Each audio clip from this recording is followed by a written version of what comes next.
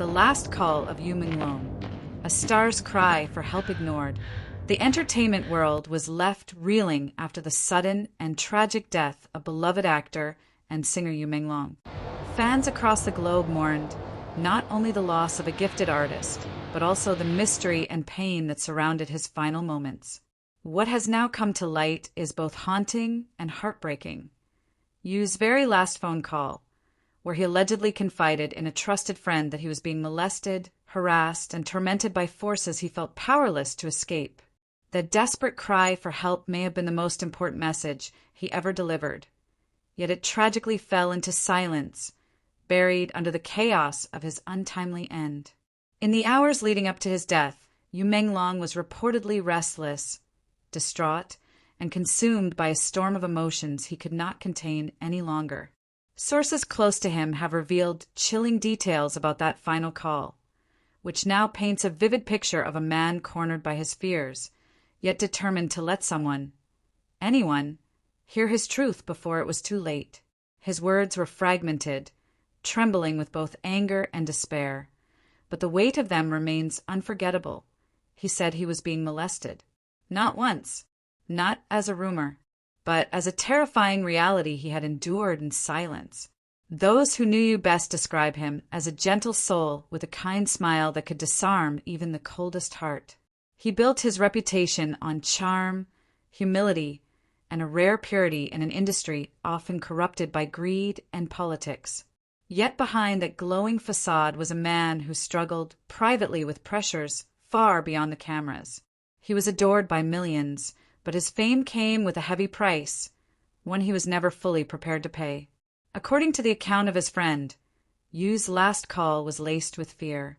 He spoke in hurried sentences, as though time was running out, confessing that powerful figures in his orbit had crossed boundaries no one should ever endure.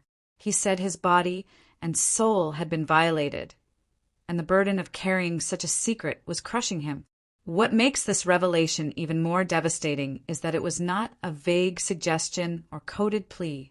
Yu, who had often been careful with his words, was direct and unflinching. He allegedly told his confidant, "They're molesting me, and I don't know how to fight it anymore." The silence on the other end of the line, as described later, was deafening. His friend wanted to comfort him, but before the conversation could fully unfold, you ended the call abruptly, almost as if he feared someone else was listening. It was the last anyone would hear from him. Hours later, the news of his death broke, and the entertainment industry was shaken to its core. Fans who once screamed his name at concerts and pressed forward at red carpets now find themselves haunted by the thought of Yumenglong's loneliness in those final hours. Social media erupted almost instantly, with millions of posts demanding justice, clarity, and answers about what you had suffered. His death is no longer being viewed as a simple tragedy. It has become a symbol of something deeper, a cry for accountability in a world where stars are too often silenced by fear. Those close to you say he carried the scars of these experiences quietly. He masked his pain beneath smiles, laughter, and polished public appearances. But the weight of his trauma was too heavy to ignore forever. The last call was his breaking point, a confession that was not just for his friend, but perhaps for the world. It was his way of saying, "This happened to me, and I cannot endure it any longer."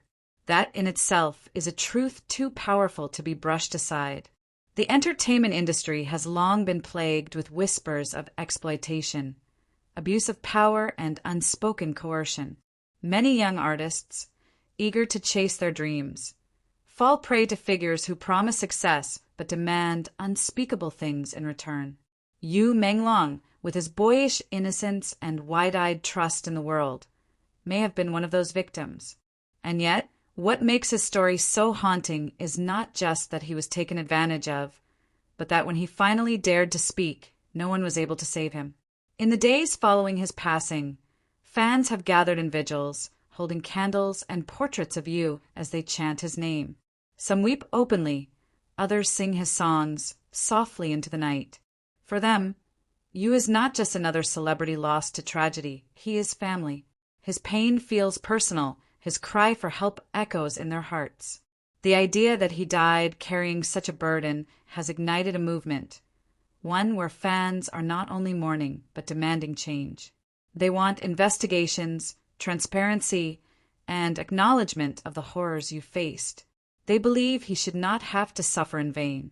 His last call continues to circulate in conversations, tweets, and media discussions. Though no recording of it exists publicly, the account of his friend has spread like wildfire, retold in fragments that grow heavier each time they are shared. Some believe he was warning the world, while others say he was simply unburdening himself before it was too late. Either way, his words cannot be ignored. They are carved into the memory of everyone who has followed his story. They're molesting me. 3 words that pierce through silence, shame, and denial, demanding attention even beyond the grave. For fans, this truth is both empowering and devastating. Empowering because MENGLONG'S courage to speak, even in his final moments, has sparked conversations about abuse and exploitation in industries where silence is the norm. Devastating because it came too late to save him. Many wonder what might have happened if his call had been taken more seriously, if the systems around him had been safer, or if he had been given the protection he desperately needed. Authorities remain tight-lipped about the circumstances of Yu's death. Official statements point to investigations, but little has been revealed about the validity of his molestation claims or whether anyone will be held accountable. In the absence of concrete answers, speculation grows, and fans turn their grief into activism. The hashtag #JusticeForYumenglong has trended globally, with millions of posts calling for clarity and reform. His name has become synonymous with bravery, not only for his art but for his willingness to speak his truth, however brief. Those who revisit his work now find it layered with new meaning. His songs, once seen as sweet love ballads, are now interpreted as quiet cries for understanding. His acting roles, where he often played characters battling inner turmoil, feel like mirrors of his hidden struggles. Every smile, every laugh, every glance toward the camera feels heavier in hindsight, as if fans are searching for clues he may have left behind. The image of MENGLONG'S last call is as cinematic as it is tragic.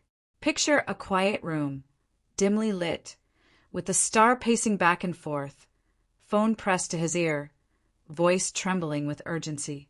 His hand shakes, his eyes dart toward the door, his chest rises and falls with the weight of unspoken terror.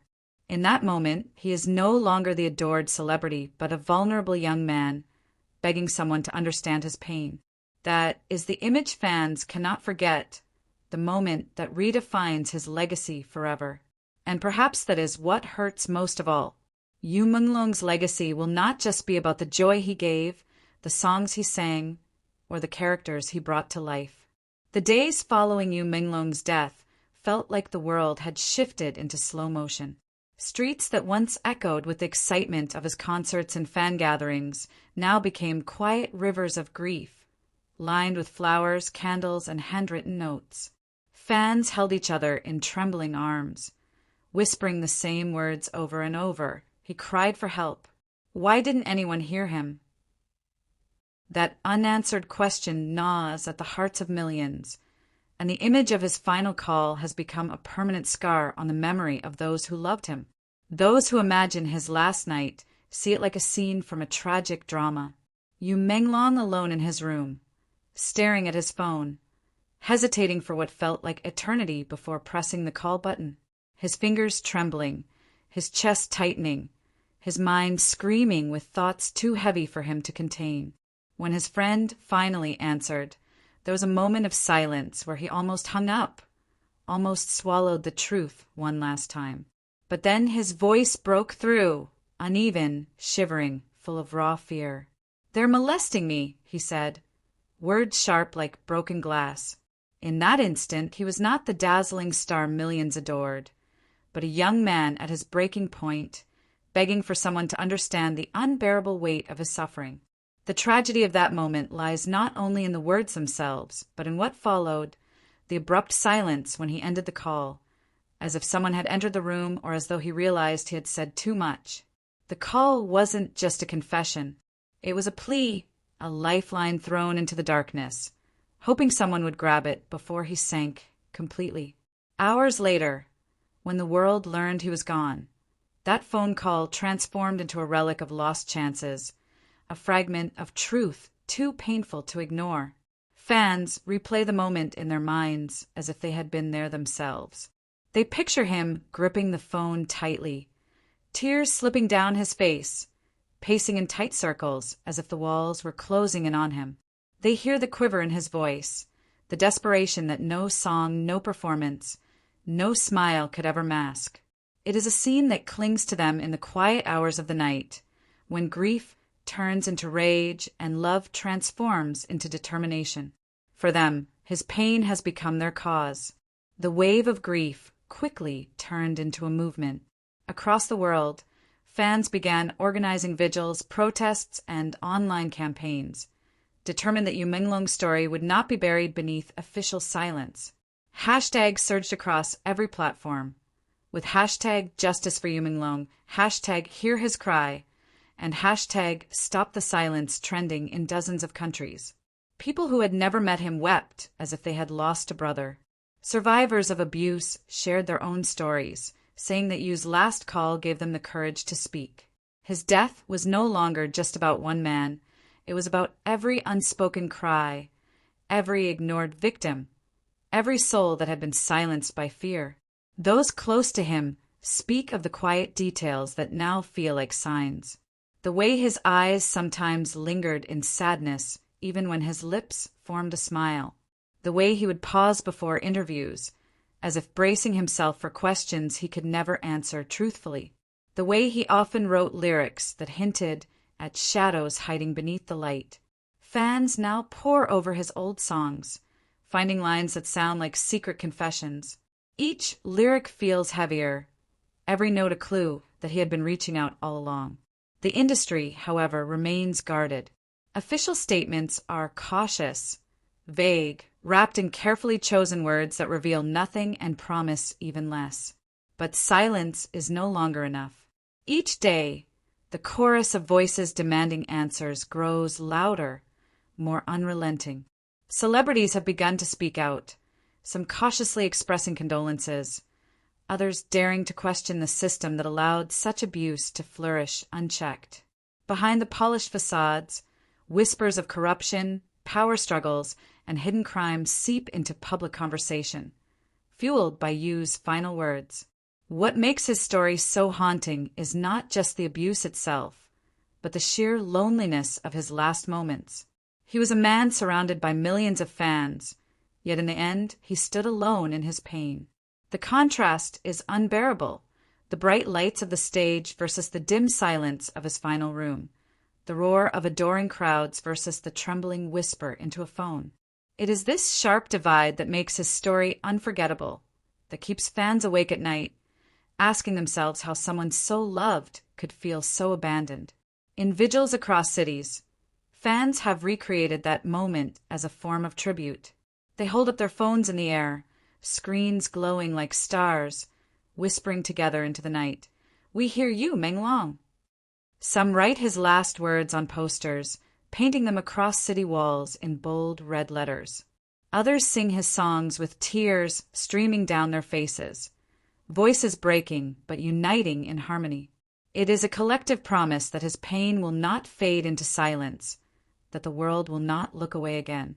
For many, the image of Yumenglong's last call is more than just a tragic memory. It is a call to arms. His trembling words have become the rallying cry for a generation that refuses to accept silence as the answer. They demand transparency, protection, and change, not just for stars like you, but for every vulnerable soul who hides their suffering behind a forced smile. His voice may have faltered in his final moments, but in death, it has become stronger than ever. There is a cruel beauty in the way his story has unfolded. His final words, born from fear and despair, have ignited a fire that refuses to be extinguished. Every candle lit in his memory, every tear shed at his photos, every chant of his name in the streets is a testament to the power of truth. He may have felt powerless, but in the end his voice has reached farther than he could have ever imagined. As the world continues to grapple with the loss, one thought remains constant. Yu Menglong did not die in silence. He left behind a truth that is now too loud to ignore. His last call was not the end of his story, it was the beginning of a movement. And though he is gone, his words continue to echo in every heart that refuses to let his pain be forgotten. The night he whispered, "They're molesting me," he may have felt alone. But now, as millions rise in his name, he is anything but.